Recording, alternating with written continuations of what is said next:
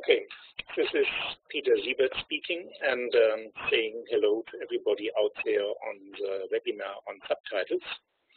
First of all, thank you very much for the panelists and the attendees to attending this subtitle webinar. For those of you who are curious how many people are out there, so we have right now 22 attendees and we have 4 panelists. And the subtitle seminar is something which is quite relevant personally for me because I'm a big friend of subtitle, especially when I watch movies with foreign languages. So I'm a heavy user of subtitles. And I think for all of us will agree that subtitles are an important part of television services. And they help us to understand other languages. They also make the service accessible, so it's about service accessibility because people who are hearing impaired can still follow the program when the subtitles are displayed. And you can use them for commentary or other ancillary information. The subtitle was at the very, very beginning of DVB, and it was one of the first DVB standards and the first DVB subtitles were teletext-based. And I think you all know that teletext is still a very popular service and heavily used and also heavily requested even until today. So the teletext-based subtitles were followed by the bitmap-based subtitles, and you will learn more from the bitmap-based subtitles from Paul. And some years later, in 2016, we worked on the TTML subtitles, and Paul Szucs and Stefan will tell us more about these subtitles and also provide the reason why they have been introduced into the suite of DVB specifications. And before I go to the program of the webinar, I just want to remind all of the attendees out there that you can raise questions by using the Q&A. We will collect here the questions and maybe during the change between the presenters or also at the end of the webinar answer all of these questions coming from the audience. And also for your information, the webinar will be recorded. So recordings of these webinar will be available after the event on the DVB webinar webpage. I look at my colleague Owen, who is sitting here. Owen, have I forgotten something? Owen is shaking his head, so I should be fine. Yeah, thank you, Owen. So, short introduction to the schedule of today. So we start with part 1. It's about the revised bitmap subtitling specification, and this will be provided by Paul Szucs from Sony. Paul was the rapporteur for this document, so he really knows this document inside out. And he did great work in putting this document together. Part 2 is an introduction to TTML, and here I would like to thank Stefan Pöschel from the IIT. Stefan is the expert at the IIT on all aspects of accessibility, of which subtitling specifications are a part of. And Stefan was also a major contributor to the TTML-based subtitle specification. This is then followed by a walkthrough through the DVB TTML subtitling specification, and who could do this better than Peter Cherriman, who was chairman of the subtitle group and also the rapporteur for this document. And I know that Peter was investing a lot of hard work into this document, and I think it was absolutely worthwhile. And finally, in part 4, we look into deployment considerations, and also here, Peter will take the lead. So, having said all this, I would like to hand over to Paul Szucs, and Paul will introduce revised bitmap subtitle specification. Okay, thank you, Peter. Yeah, hello everybody. Hope you can hear me okay. So I'm Paul Szucs. I'm with Sony, and I was editor of this specification and the ETSI work item rapporteur. And I'll take us through part one of the webinar. That's on the bitmap subtitles specification revision. This may be the supporting act for the TTML spec. So I guess I'll have about 15 minutes, and we have 10 slides on the bitmap specification.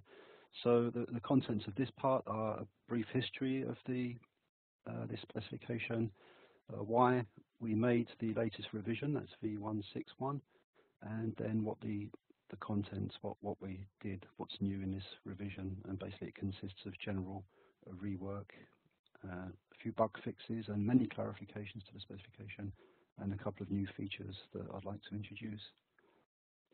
So a brief history, as Peter said, this is an old specification, first published in 1997, so it's over 20 years old.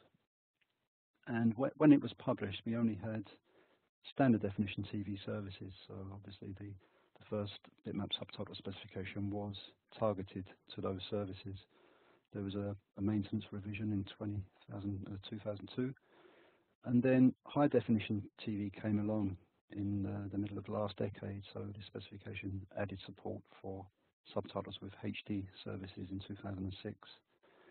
Then 2011, 3D TV services came and went again, but this spec was updated to allow subtitles with disparity for good display over 3D TV services, and there was another maintenance revision before the current revision, V161, for which the work is complete, and it's just going through the ETSI editing and publication process.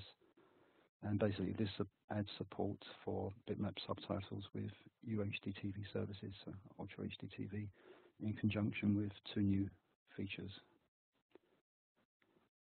So first, just one slide on the rationale, why we undertook the revision of the specification. As I already said, the main reason was to make sure it was compatible and applicable to Ultra HDTV services. And this means Ultra HDTV as defined in the DVB specifications for UHD1 phases 1 and 2. So a brief recap: phase 1 introduces the 4K or 2160 progressive video format, and phase 2 adds high dynamic range and high frame rates to that, as well as next generation audio. That was in phase 1. So this work was done in parallel to the work on the new specification on TTML subtitles, which we'll be looking at later. But we thought it was important to make sure this spec is compatible with Ultra HDTV services, because we know it's still in wide use.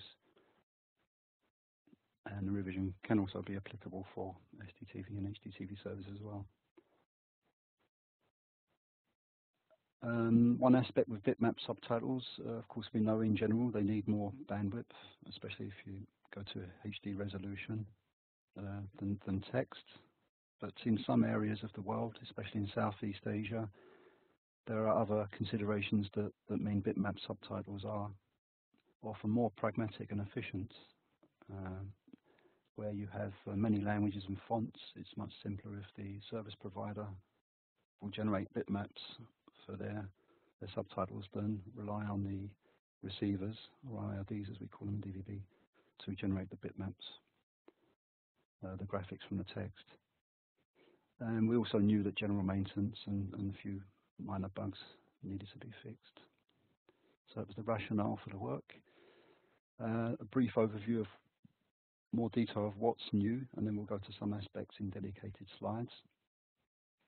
So we did a very extensive editorial revision of the specification, first to make it compliant with the latest ETSI specification drafting guidelines, since the spec was 20 years old, and that the quality of editing and the drafting rules have evolved in that time, so we needed significant work to do that.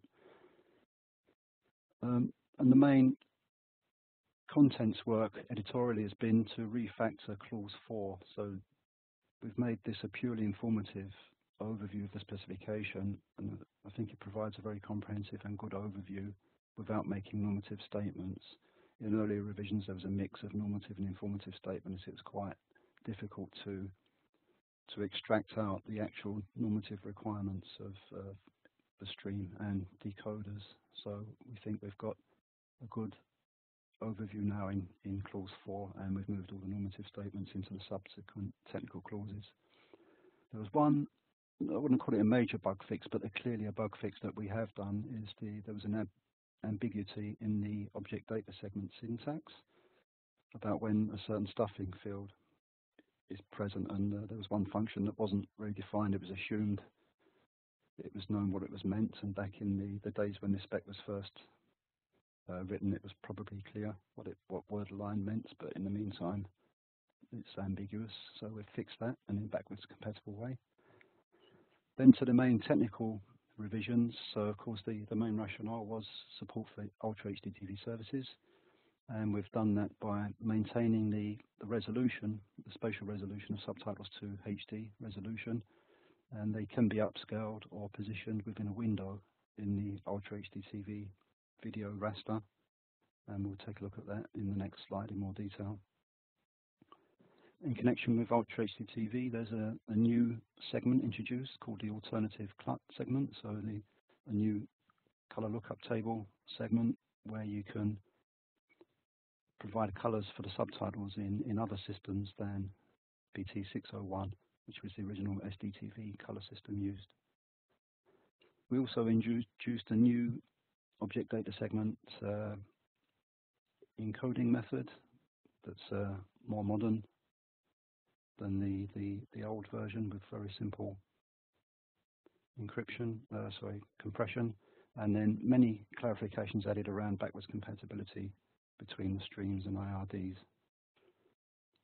So first onto the UHDTV resolution.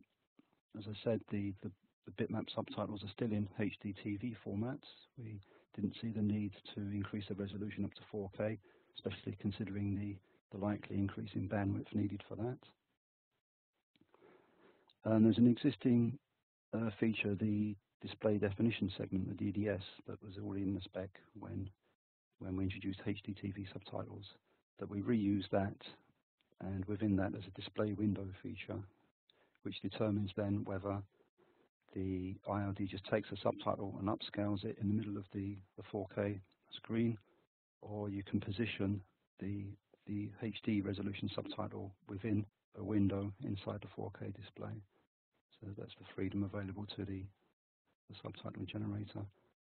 And there's figure 4. It hasn't been changed actually, that's the existing figure, and showing how to use the DDS in the stream. The second new feature, as I mentioned, was a new format for encoding bitmaps as subtitles.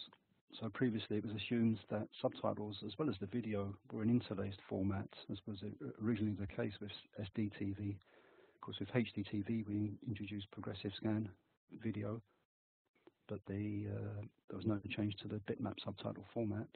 But with this revision we took the opportunity to introduce a new object data segment type, actually type 2, where you just have one progressive bitmap coding segment. And what we've done there is included data blocks that are encrypted, compressed, not encrypted, compressed in the same way as they are in PNG format, a certain variant of that format. And that then replaces the legacy run length coding algorithm that is unique to the bitmap subtitle specification that was developed 20 years ago. So we think this will in the future enable more convenient reuse of subtitling assets that might be deployed in multiple delivery systems, whereby suitably encoded PNG files, as I said, it's a certain profile of PNG, can be converted easily into the DVB format.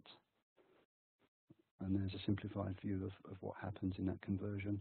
In the spec, there's an annex dedicated to such an example conversion with more detail. So on the right-hand side, you end up with the DVB subtitling segment objects, the CLUT definition segment, and the object data segment with the new type. So that's the first new technical feature.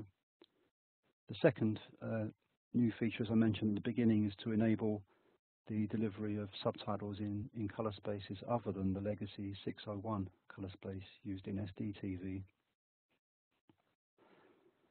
As we heard, the spec was expanded to introduce HDTV, which does use a different color space, but the difference is small between those spaces, so I guess it wasn't felt necessary at the time to change the color space to 709. The spec also included default color lookup tables, CLUTs, for the 3 variants of IRD graphic system that were available at the time the spec was first written, and they provide a range of predefined colors for each of those capabilities.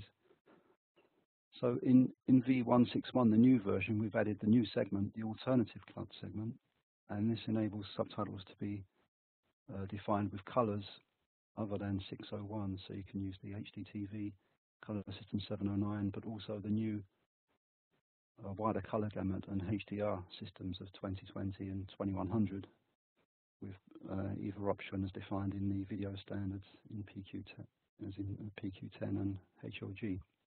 So this means that subtitles can be authored in those systems and have their colors maintained through the system, through delivery to the decoder, and it's up to the decoder if it makes use of those. And in the next slide, we'll look at a schematic of workflows just to picturize this extension. Just to point out here that while we introduced this new option for subtitle coloring, the use of the existing method, the CLUT definition segment, is and the default CLUTs, it remains to be mandatory, so that legacy decoders will always be able to decode. They'll see the expected segment and be able to decode the subtitles. And the alternative CLUT segment is optional for both the subtitle streams and support in the subtitle decoder. So on this slide is just a schematic of the subtitle generic process, where you have different environments on the left-hand side, and these the top green region is the existing spec, where you just have the CDS, the CLUT definition segment, and colors in 601, so that any IRD can receive those subtitles and decode them.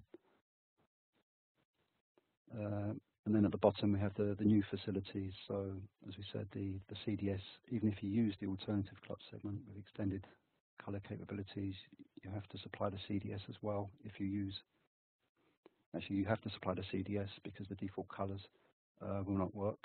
And if you use the ACS, you should provide the CDS as well.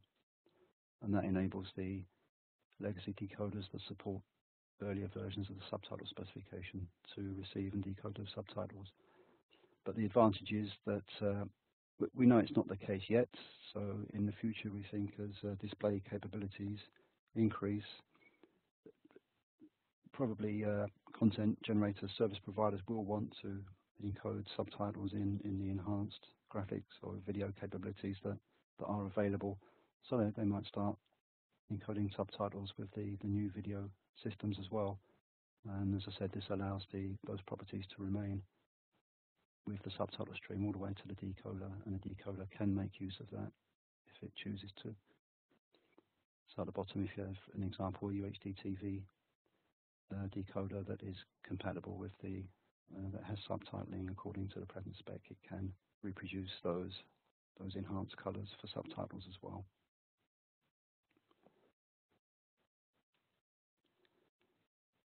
The last important aspects are the clarifications around backwards compatibility. So previously, in industry, we knew that certain versions of the subtitling specification were applicable to certain kinds of services, but it was never explicitly laid down in the specification. So the nearest we had to a normative spec was the service information and PSI signaling defined in EN 30468, the SI specification. But now we've put in a normative section in the subtitling specification to really spell this out and make it clear, especially considering the new features that we're adding that are not backwards compatible. The usage is not there, so old decoders might see these streams, but they're not able to use them. So this is an extract from the spec table 5, and it's showing how the subtitling type, which is carried in the PMT, indicates the version of specification which is applicable to that subtitle stream, and the minimum subtitle decoder version needed to decode that stream. So just very briefly, for SDTV, the original spec, these are the segments that won't be decodable by a decoder that's conformant with that spec, and go through HDTV, 3DTV, and then of course the present version 161, where we introduce ACS and the new ODS type 2. So it doesn't mean that all your HDTV services will have the subtitle decoders according to the new spec. It's up to the ID manufacturer and the services at hand whether that gets deployed. But we'll cover that more extensively in part 4 of the webinar.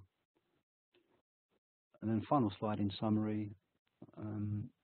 So this version of EN 300.743 maintains the relevance of the bitmap subtitle specification for Ultra HDTV services as one of the 3 approaches to subtitling available in DVB systems. As we've seen, both existing systems are still widely in use, and we're moving on to TTML. I think the old systems will continue to be in use for some time. So I think we're going to take specific questions on this section at this point, or should we progress to TTML? Okay, thank you very much, Paul, for the introduction to the bitmap subtitle specification. And I think it's relevant to point out that every television in the DVB universe has a subtitle decoder based on our subtitle specification. And since you just raised the question, there was one question coming up which I see here. I don't know whether you see the question as well. The question is, how does the CDS and ACS work in conjunction with the new PNG objects? Could you comment on this, Paul? Yes, I don't think it does at the moment. So that's maybe something that we have to think about. So it's something which still needs to be investigated. Yeah, that's likely a gap that we still have. Okay, good. Yeah, go ahead. Sorry. I think we do address it. Basically, the PNG objects use a color index value, and that maps to the color in the CDS or the ACS. Okay, so you say, Peter, it's addressed. I think so, yes. Okay, good. Okay, that's good. Yeah, I mean, it did occur to me, and I hadn't thought that it might just be implicitly already possible. Okay, good. Thank you very much. So with this, thank you, Paul, for the time being for your presentation, and I will now give the presentation privileges to Stefan. And Stefan, I would like to hand over to you, but Stefan, don't forget to unmute your phone before you speak. Yes, thank you, Peter. I'll just start sharing my screen.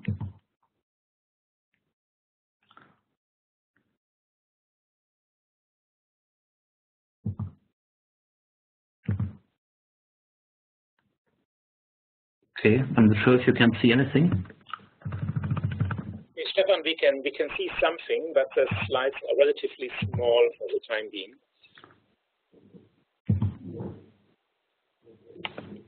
So basically, we see the PowerPoint window.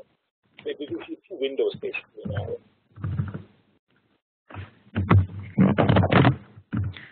Okay, I'll just try it again. Can you see my slides now? I can see your slides, but they're not filling the whole screen size. So they're only filling about a quarter or less. Okay, so I'll just restart the sharing. And does it work now? No, it's still the same. I see your title slide, but I see it only in a smaller format. Yeah, it seems to share a lot more. So I just share my complete screen, so that should work. Okay, we'll give you a try. Yeah. Okay, this looks better now. Okay. Yeah, I will give you first a short introduction to TTML itself, and afterwards talk about the different relevant profiles here that restrict TTML further down. First, TTML, the time text markup language, is kind of a basis specification. It was developed by the W3C and first published in 2010. The current version is from 2013, and it's an XML-based format for subtitles and captions. You may also sometimes read the description DFXP, distribution format exchange profile, which is just an older name of it. As said, it's based on XML, so that means that later versions can add new features to it, and also other specifications can add new extensions to it without big problems.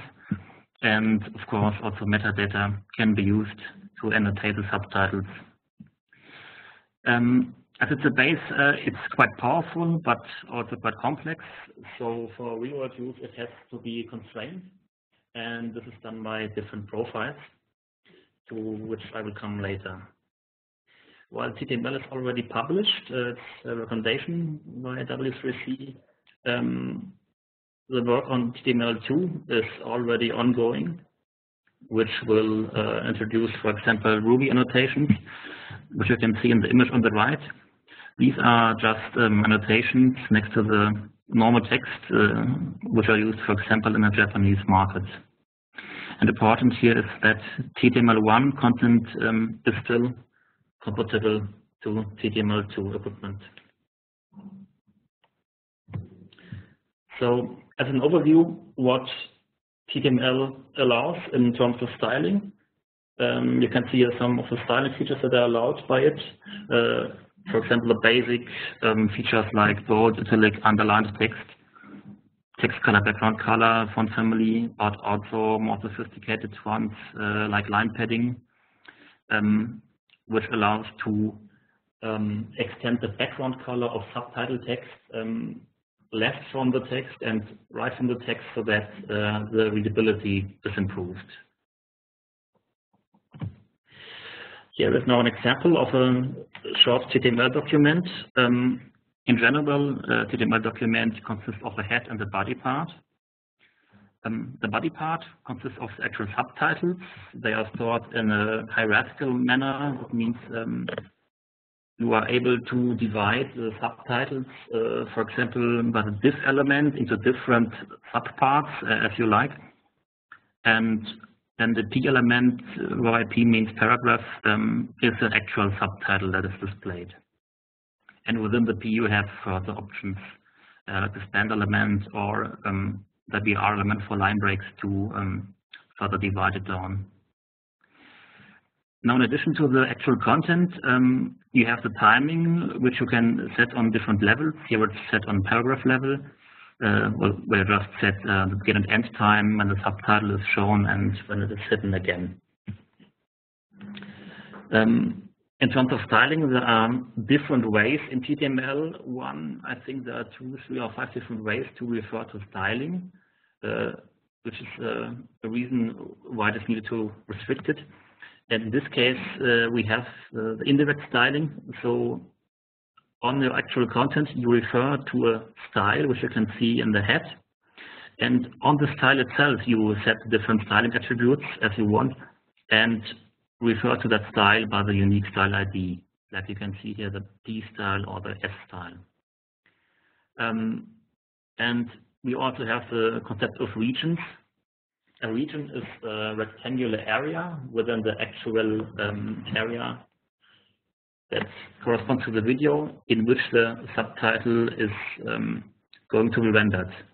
So, for example, you can, like it's done here, define a bottom region so that the subtitles are rendered at the bottom of the screen.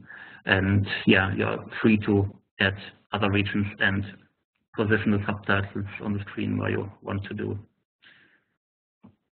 Okay, after the example, I have to introduce a concept called the ISDs, the Intermediate Synchronous Documents. This is a concept to illustrate how rendering of TTML documents actually could work. An ISD is just a state, a display state of a TTML document between two changes. This means change means something gets visible or something is hidden. So an ISD is active for a particular amount of time until the next ISD becomes rendered. So what we can say is rendering a TTML document corresponds to rendering all the ISDs that comprise the document one after another with the correct timing. Below you can see such an example. Unfortunately, I cannot see the background color rendered here correctly. What has been done here is that all content that is not relevant for the current ISD has been removed. So what you can see is just the text of the second subtitle here. The ISD will be referred to later by Peter in his presentation about the DVB TTML transmission. Yeah, from TTML itself, so it's a profile that are relevant for us.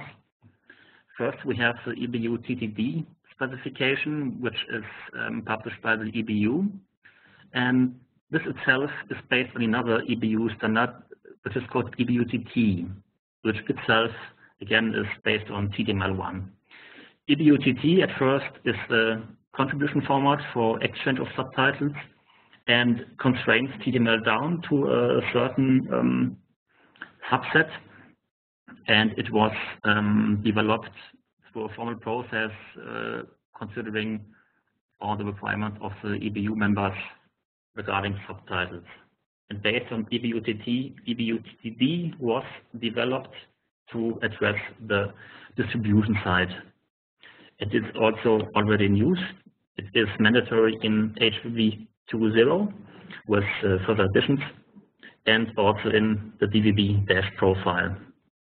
As said, it adds some restrictions to TTML1. For example, the nesting of content elements is restricted somehow, and the timing locations are also restricted, because with plain TTML1 you can have timing on different levels of the content hierarchy, and this is not really needed in practice. After EBU TTD, IMSE1 was developed and published by the W3C. Last version, stable version, is from 2016, and this is a common subset of some other subtitling standards, as you can see here, amongst others from EBU TTD, and is intended to have a common standard to address all these needs. It consists of two different profiles: the text profile, which is intended for text-based subtitles, and the image profile for image-based subtitles. These both profiles are referred to by ATSC 3.0, but in our case, only the text profile is relevant. And this text profile is a superset of EBU TTD, so it's no problem to reuse existing EBU TTD subtitling content. But there are some minor exceptions to which I will come in a minute. So these are the two relevant profiles here for us, and these two profiles are currently being updated. First, there is EBU TTD version 101D, a draft version which is also publicly available, and to which we refer in our DVB TTML spec. And this version, amongst others, adopts two new features from IMSE 101. And the current state is that we are waiting, EBU is waiting for the IMSE 101 to get recommendation status, so that EBU TTD can be published. IMSC 101 asset is currently work in progress and has candidate recommendation status as a W3C, and the text profile is referred to by our DVB TTML spec. It adds, as mentioned, two new extensions. These are the active area and fill line gap, and this was done at the request of our group, the DVB TM sub.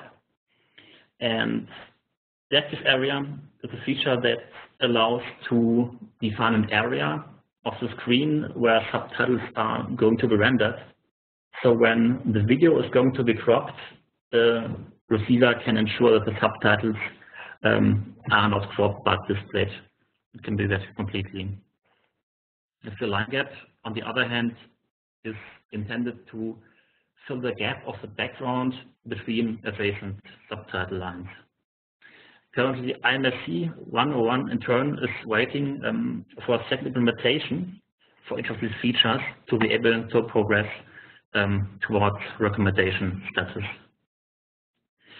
And in addition, IMSC 1.1 is currently work in progress, available as a working draft, and this is based on TTML2. So now we have that two profiles. And the thing is, we have on the one hand existing DVB implementations because of HDTV 2 and the DVB dash profile. And on the other hand, IMSC 1 is going popular, and we want to address both profiles. So what we want is we want to have subtitling content that can be rendered correctly by decoders that comply to each of those profiles. And so we created the default DVB default conformance point in our DVB TTML spec, and support for this profile is mandatory. As I said before, EBU-TTD files are merely a subset of IMSC 1, except some exceptions, and these are listed here. First, EBU-TTD doesn't require a specific character set for subtitle files. It recommends UTF-8, but it's not required. IMSC 1 requires it to be UTF-8, so we also decided to require this. In addition, the prosthetical render model, the model of IMSC 1, has to be applied. And third, the amount of regions that are active at the same time has to not exceed the maximum of 4 regions. So this is about the encoding side, and there are also constraints that are put on the decoder side because there are sometimes differences. One point is the mapping of generic font family names, because there are some font family names like proportional sans serif, which are mapped by different specifications to actual fonts for rendering. There are some conflicts between IMSC 1 text and between HDTV, which uses EBU-TTD asset, and we address this conflict in our specification to get common rendering with decoders of both flavors. Furthermore, we require support of different subtitling features for styling, which are used by the broadcasters and relevant. And last but not least, there is a small issue regarding the initial text color. So if no text color is specified when EBU-TTD is used, the resulting color is just implementation defined, while in IMSC 1 it is set to white. And to have a common rendering, we also require this to be white by the decoder. Yes, so far my slides. Okay, Stefan, thank you very much. That was a good introduction to TTML. Just to remind the audience, you can still raise questions to this. For the time being, there was no specific question to your part, Stefan, but I have a question. You mentioned that ATSC 3.0 is following very similar principles. Does it mean that the DVB specification and ATSC specifications are interoperable, or are there still sufficient differences to prevent this? What I meant was it refers to IMSE1. It doesn't refer to the DVB TTML spec. So it's just that both specifications point to IMSE1, but there is no pointing from ATSC to the DVB TTML spec. Okay, so it's similar. It's one building block used in both, but otherwise it's quite different. Yes, correct. Good. Okay, so far to convergence between standards between DVB and ATSC. So I see now, just to give you an update, we have about 38 participants. So this is a very successful webinar, and I'm quite happy that there's such a big interest in subtitles. And I would like now to hand over to Peter Cherriman. So Peter, I will give you the presentation ball. And don't forget, yes, you did it, you unmuted your phone, yeah. Good, so Peter, the internet is yours. Okay, I'll just try and share my screen. Hopefully you can see a DVB logo. Yes. Okay, and now our presentation. Yes. Okay. Okay, so this is this part is about the TTML subtitle delivery specification. This is available now as a DVB bluebook, A174 at the DVB website, and it's been submitted to ETSI as the prospective EN 303-560 document. It basically defines a mechanism for delivering TTML documents over transport streams. We've currently defined 3 TTML processor profiles that can be supported, EBU-TTT 101D, IMSE 101, and the default conformance point that Stefan mentioned earlier. And we've put some IRD requirements and recommendations in there to try and, mainly for compatibility reasons. I suppose the DVB default conformance pipe could be thought of as EBU-TTD with some extra constraints, so it can be decoded by IMSE1 decoders. Is a sort of a very loose description of it. It's a little bit more complicated when you go into the details, but that's basically it. Our transport mechanism is a PES packet format with a payload format similar to which we use in the DVB bitmap specification. It allows us to convey a TTML document, and that TTML document can be uncompressed or can be compressed with the gzip algorithm. The transport mechanism also provides a mechanism for synchronizing the TTML subtitles document, which has its own timeline, with the program timestamp in the PES packet that conveys the document, so we can align and synchronize the TTML document with the video and audio in the transport stream. And in order for the subtitles to be quickly tuned in, we need some way so that random access is possible. And so we've done this by mandating that the TTML is conveyed as short duration standalone TTML documents, so that you can jump into the stream at any point. And we define a mechanism for how to segment these a bigger TTML document down into these shorter duration documents. So this diagram shows a workflow. It's a diagram from the specification. Up here we have a TTML document which may have been been pre-prepared for a program. So it could be for a film, so it could be an hour and a half long or so. But obviously you would need to split this down into these short standalone documents, which we call TTML document chunks. So this shows 3 of them here. I'll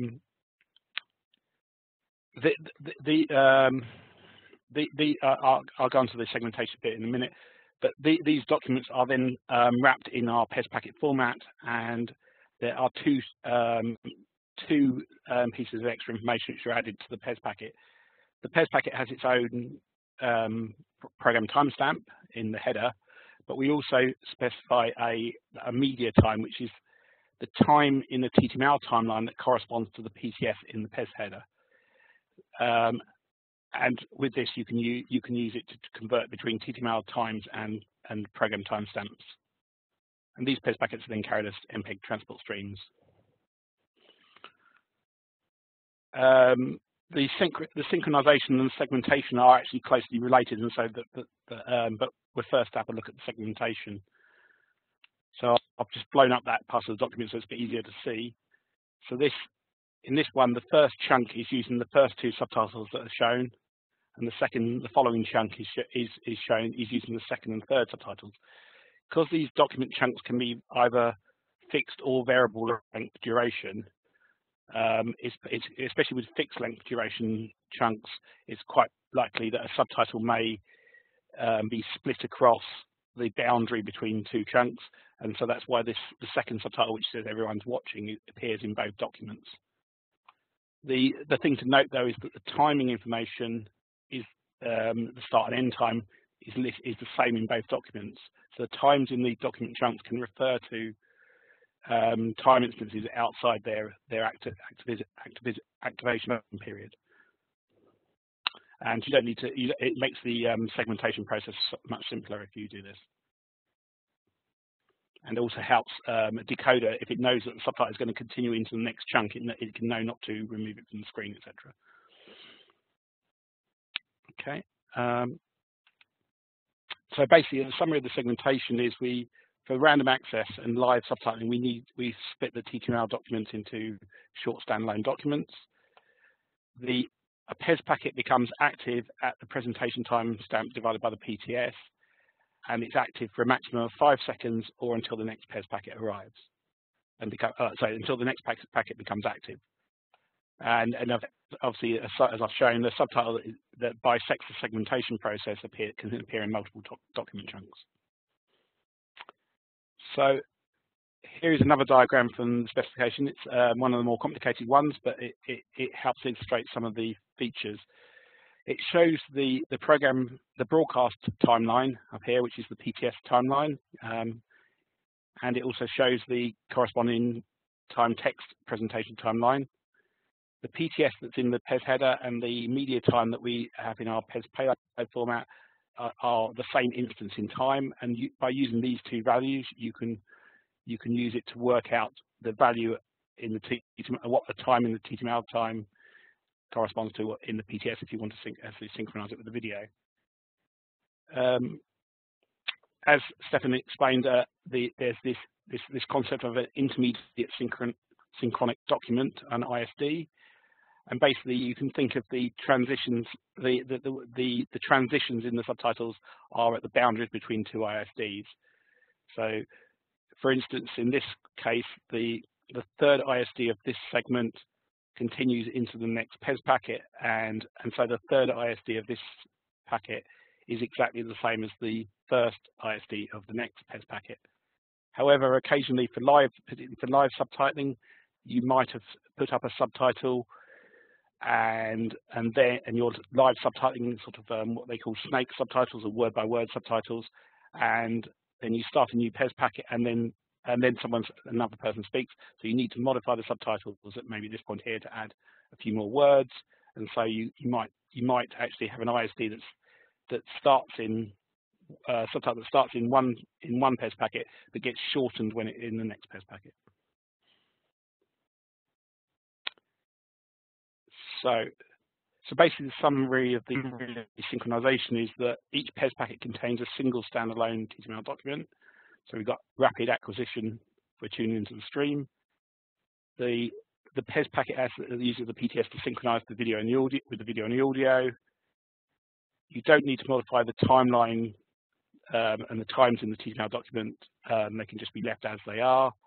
And the PES packet also contains this TTML media time that allows you to map and convert times between the TTML timeline and the MPEG system clock. So that's the delivery format. there's two main features I thought we should also bring up. The first one is a downloadable font functionality.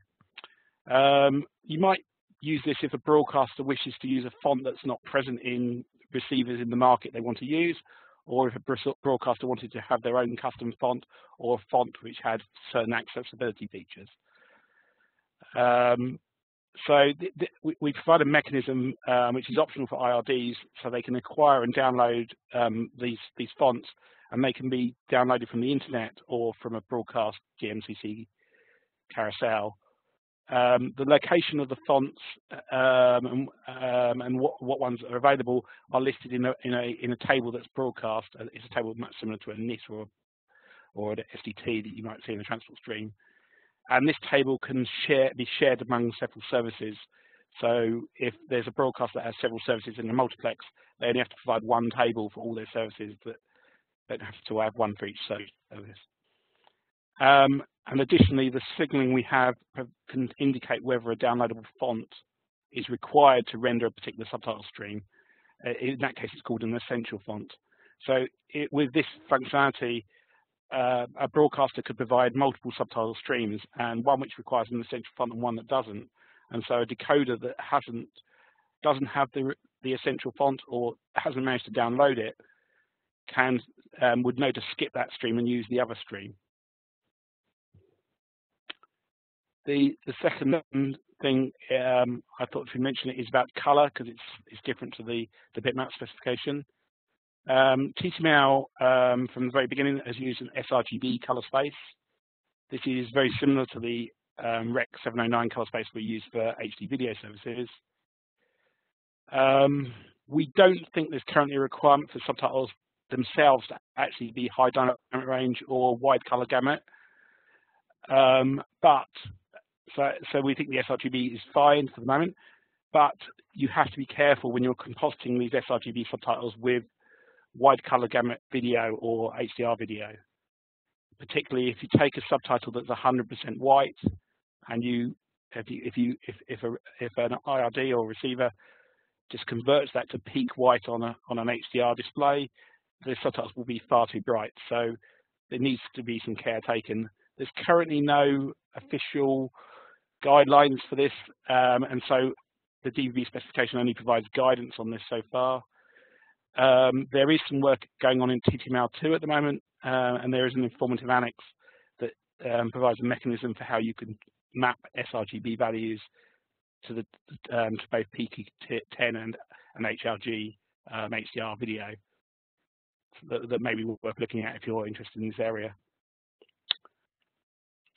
So basically, that was the summary of the TTML subtitle spec. Next part is really about deployment considerations and comparison of the new specifications. Ida, yep. Maybe we have a short break, and there was a question. Oh, okay, right. I couldn't see the questions where I was. Okay, so. Yeah. So there was a question from Greg to the panel, and the question was, what expectations are there for fewer customization of EBU TTT subs on screen? In bracket, change size, position, color delay. Could you answer the question of Greg or somebody else? You have the ball right now. Sorry, I'll just go back so I can actually see the question. Oh, no, it doesn't work. Sorry. Chat box. It's in the chat box. Yeah, I can't. Whether it's in that case. Right, sorry. Okay.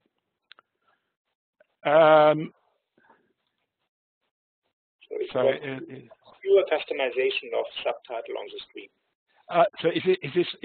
I assume this is talking about receiver customization. Yeah, I mean, I know. In the US, particularly, there is rules about that you must allow customization of the subtitles. That is permitted. We don't actually mention it in our specification, but that is possible. There are features like the active area, which could help if you knowing where the subtitles are, so you can know how much you can maybe increase the subtitles by without being clipped. But we don't actually consider the receiver doing their own customizations. Okay. I hope that's answered the question. I hope so. Okay. Perhaps to add to Peter, we have a feature in the specification to signalize, in addition to the purpose of the subtitles.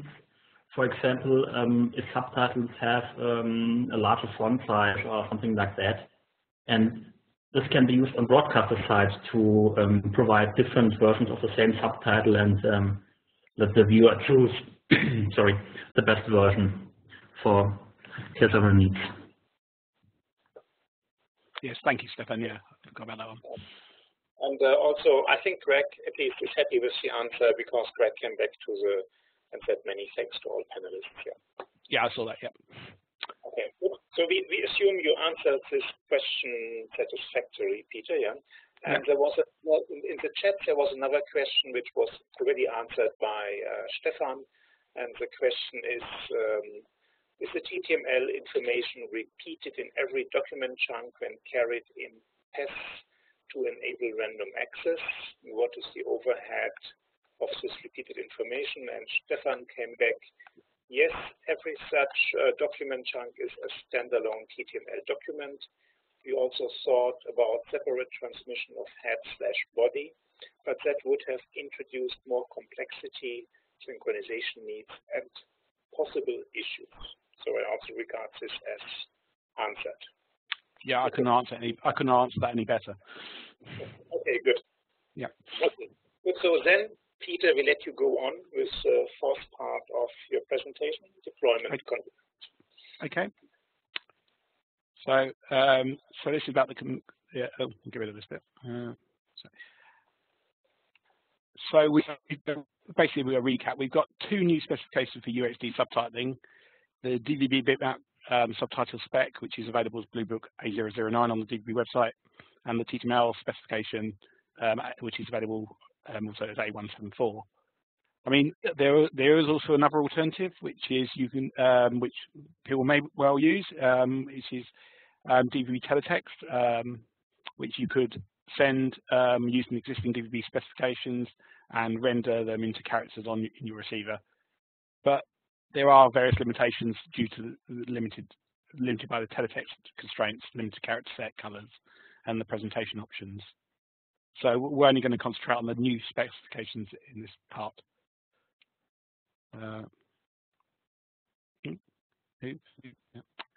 Okay, so you might ask, which specification should I use for my UHD subtitles? And actually, it depends really. There's many things you need to consider. One thing is what technologies you're currently using for subtitles for both broadcast and IP, what you might be using in the future for broadcast and IP, and what receivers you have in your market that you still want to target. To use either the new updated bitmap specification or the TTML specification, you obviously need a new or an updated receiver. Some receivers which say implement eBTTD for IP delivery, the update for doing the broadcast spec is maybe not huge, but it probably would be a new receiver in most cases. So I've got one slide each for the two specifications, sort of reasons why you might want to use it, and things to consider. So obviously, if you're already using SD, HD, bitmap subtitles, it's obviously a lot easier to just carry on doing what you're already doing. You've got familiarity with it, and you've got tools already. And the bitmap subtitle, because you can actually control the actual look of the subtitles, you do have slightly more control compared with a text-based approach. Obviously, the resulting quality is somewhat dependent on the quality of the receiver scaling and the compositing, even though you've actually specified the bitmaps. The downsides again are, as Paul mentioned, there is a higher bit rate required, and it does increase with resolution. We think the newly added PNG-based compression should actually help somewhat. But even though the UHD subtitles we have are limited to HD resolution bitmaps, the bit rate is probably likely to be higher than the HD subtitles because we recommend that you use the 8-bit cloth and encoding to try and minimize the effects of the receiver scaling. On to the TTML specification, you may already have familiarity with TTML due to if you're already doing DVB dash or you're thinking about doing CMAP in future, and you may have receivers that already support EBU-TTD, for instance, such as HDTV TV. One advantage of using the TTML-based approach is that you could the document chunks you create for your broadcast TTML could actually be reused later for dash or CMAP delivery for video on demand, depending on how you segment your TTML documents. TTML specification though is more future-proof. It's ideal for a greenfield development, and the bitrate required is independent of resolution. But again, if you're already using bitmap subtitles, it may require a change of process. But if you're also supporting dash or CMAP in future, there may be reasons to consider TTML for broadcast delivery. And it may require a change or a duplication in your subtitle authoring process if you want to support dash. But there are other things you can consider. You could consider transitioning to authoring only in TTML and then converting the TTML for your legacy platforms.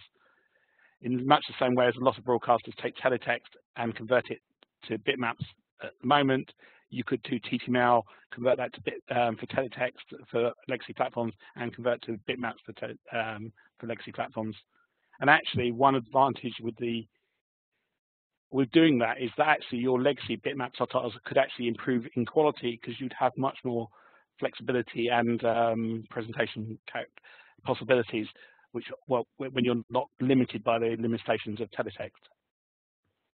So that's basically the end of our presentation. So if there are any further questions, we can answer.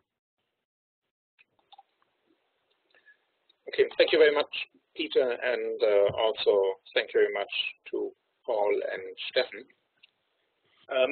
For the time being, I see no additional question. I have one question. When will we see implementations of the TTML subtitle decoder in televisions? Do you have an idea about this?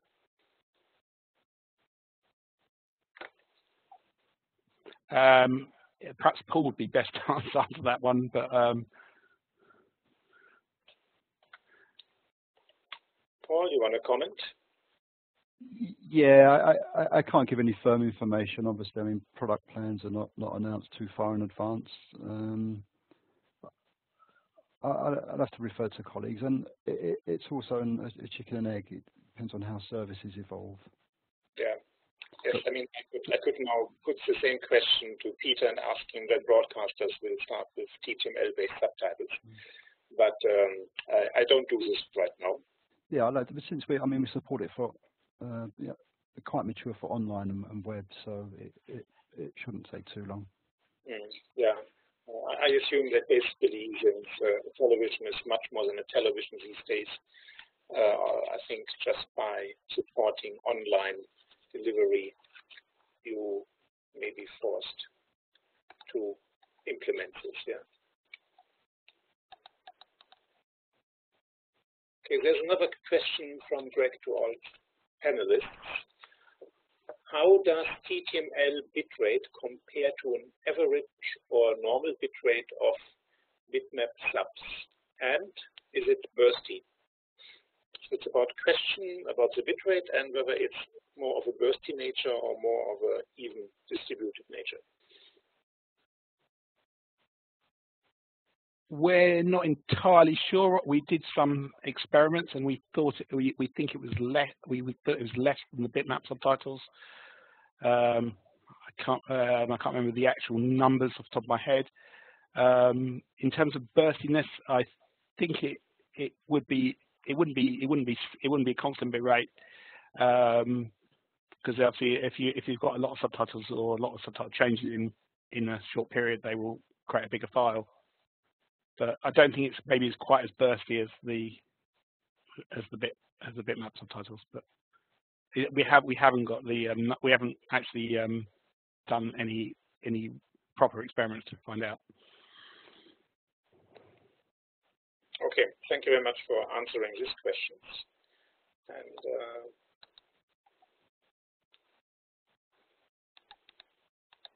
okay, I think also the person asking the question is happy with the answer. Okay, so yeah, thank you very much for the attendees and the panelists for doing this webinar. As I said in the beginning, we will put the recording up on the DVB website, so you can inform your colleagues who may have missed this webinar that the content and the discussions are available on the DVB website and can be downloaded by everybody who is interested in the subject. I also want to point out that the webinars on our new specifications will become or is becoming a regular event. And the next one is planned for middle of March, shortly after our DVB World Conference in Warsaw. And the next one will be about DVB dash and the support of UHD resolution and the advanced UHD features like HDR, higher frame rate, wider color space, and next generation audio within DVB dash. So, and otherwise, yes, I already mentioned it, there's our marvelous conference coming up, DVB World in Warsaw. And I can only recommend all of you to attend it, because on the one side, you will have the chance to listen to great presentations, and on the other side, it's fun and very good networking opportunities. And the information is up on our website. It's up on the internet as dvbworld.org. And again, I look to Owen. Owen, have I forgotten something? No, Owen says no, yeah. So with this, I see there's another Q&A coming up. And